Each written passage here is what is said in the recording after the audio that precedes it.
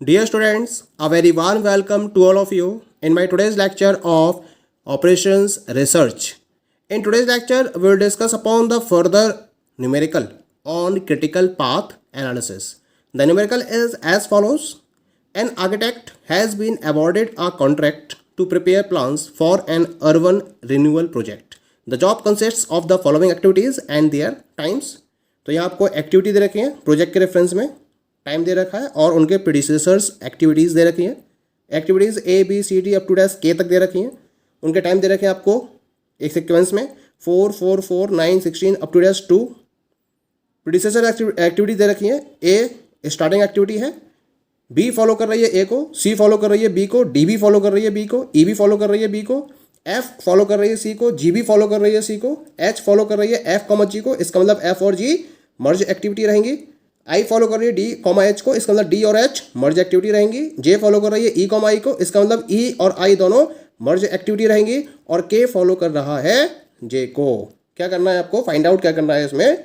Draw the network diagram for the project first. Second, identify the critical path and completion time for project.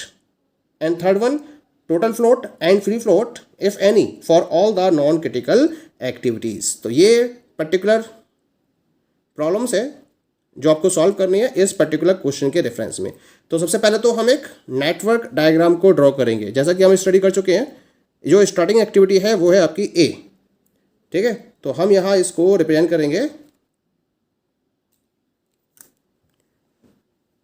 Starting activity है आपके पास, that is ए.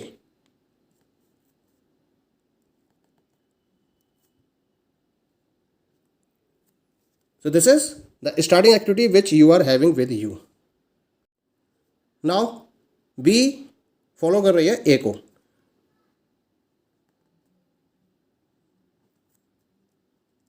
ये ए है, ये B follow कर रही है ए को. अब आपके पास क्या दे रखी है, बी को फॉलो कर रही हैं सी डी और ई. ये तीन एक्टिविटीज़ फॉलो कर रही हैं, सी डी और ई. सी हम बना देते हैं इसको, हमें ना ये डी रहेगी और यहाँ आपकी ये जाएगी एक्टिविटी ई.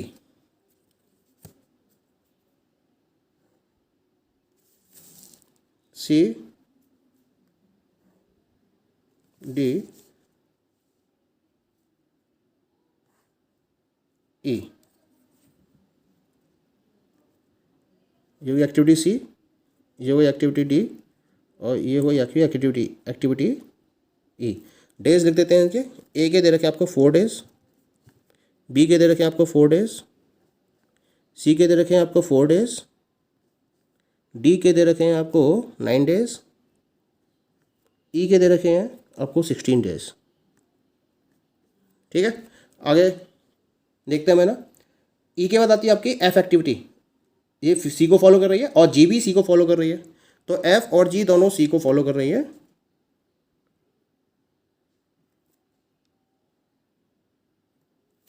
एफ और जी दोनों सी को फॉलो कर रही हैं. तो इसको मैंने यहाँ से, ये आ गया आपके पास एफ और ये आ गई जी. ये हुई एक्टिविटी एफ और ये हो गया आपके पास एक्टिविटी जी. एफ का टाइम दे रखा है आपको 2 डेज और जी का टाइम आपको दे रखा है दैट इज़ 1 डे. ठीक है, अब एफ और जी के बाद एच फॉलो कर रही है एफ और जी दोनों को. तो एफ और जी दोनों को फॉलो कर रही है, तो इसको मुझे डमी एक्टिविटी से कनेक्ट करना पड़ेगा, एफ और जी. और हम इससे एक एक्टिविटी फॉलो करेंगे दैट इज एक्टिविटी एच. लेकिन एक पॉइंट और है हमारे पास, आई जो एक्टिविटी है वो डी कोमा एच को फॉलो कर रही है. इसका मतलब जो एच एक्टिविटी यहाँ से आएगी वो डी पे जाकर मर्ज हो जाएगी. तो मैं इसको डी पर मर्ज कर दे रहा हूँ. तो ये एक्टिविटी हो गई एच. एच का टाइम दे रखा आपको 2 डेज. क्लियर हो गया तक है ना. अब डी और एच दोनों मर्ज एक्टिविटी हो गई. इनको कौन फॉलो कर रहा है, आई. और आई कहाँ जा रहा है, ई कॉमा आई दोनों मर्ज एक्टिविटी है. तो इसका मतलब आई को मुझे ई पर जाकर मर्ज करना पड़ेगा.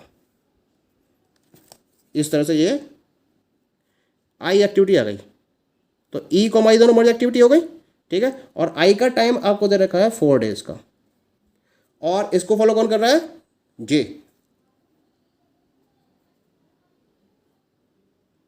और ऐसे ही जे को फॉलो कर रहा है के।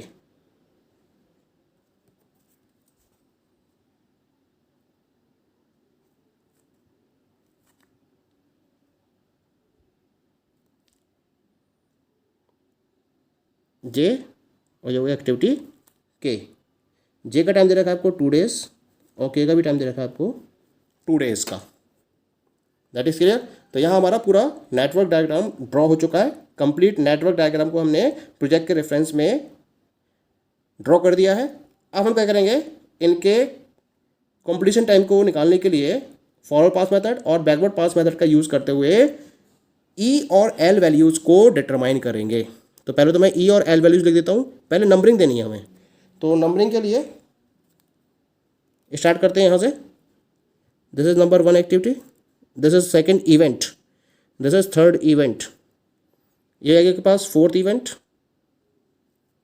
ठीक है। ये आएगी 5th इवेंट, ये आएगी 6th इवेंट, ये आएगी 7 इवेंट, ये आएगी 8 इवेंट, 9 एंड दिस इज 10। तो इस तरह से कुल मिलाकर 10 इवेंट्स है मेरे पास। अब मैं हर किसी के रेफरेंस में ई और एल वैल्यूज़ को डिफाइन करूँगा।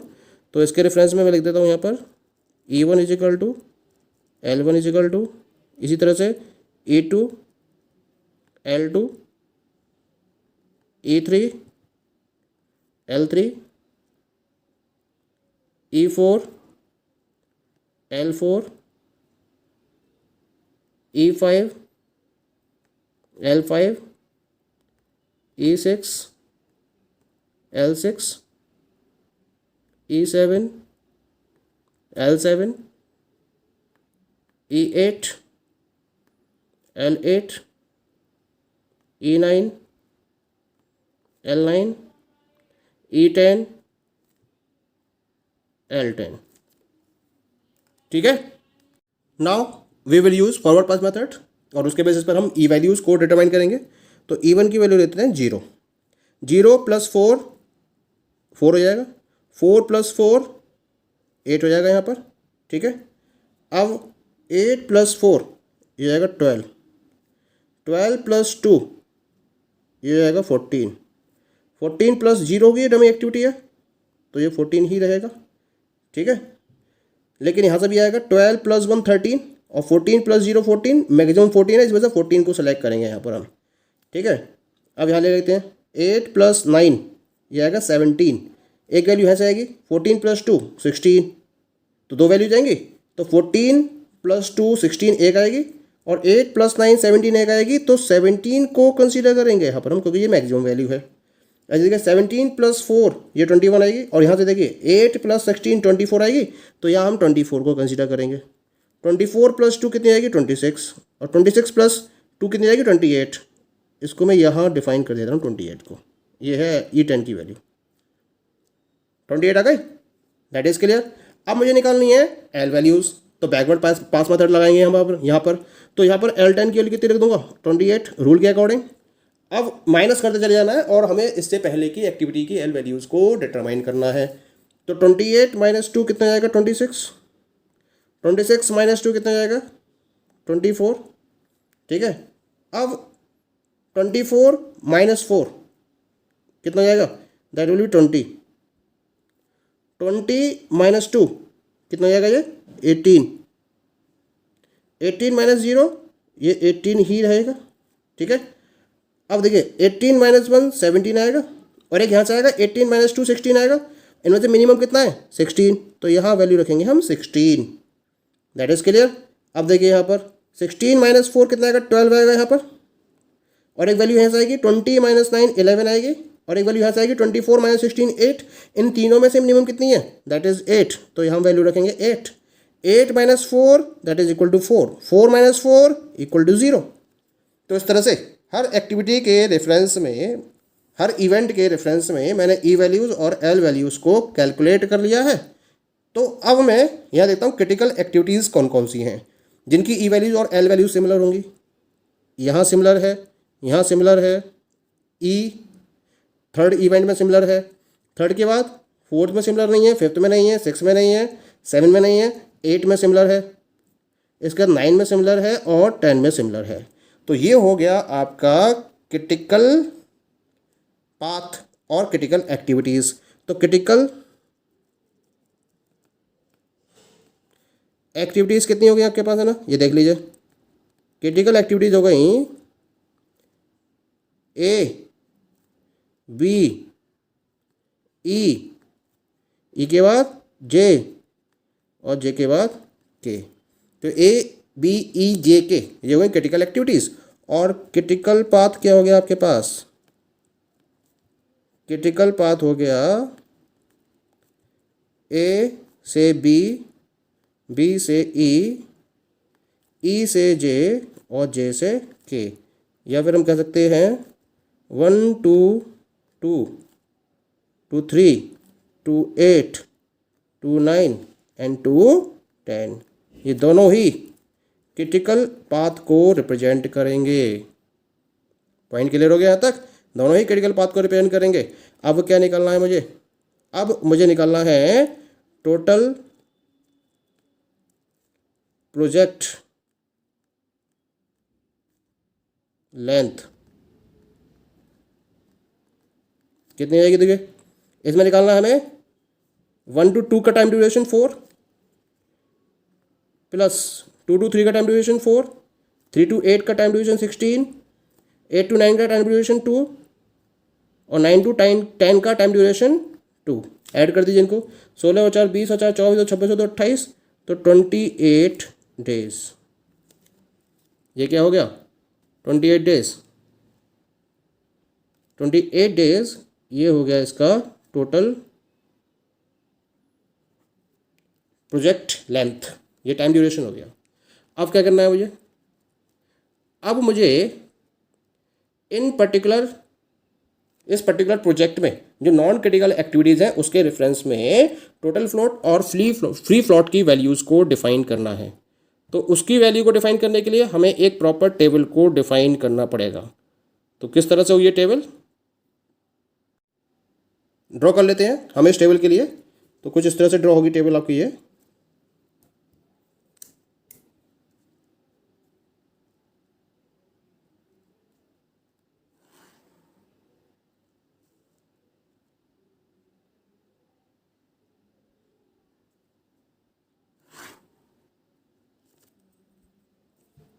तो यहाँ हम नोट करेंगे एक्टिविटी कौन सी?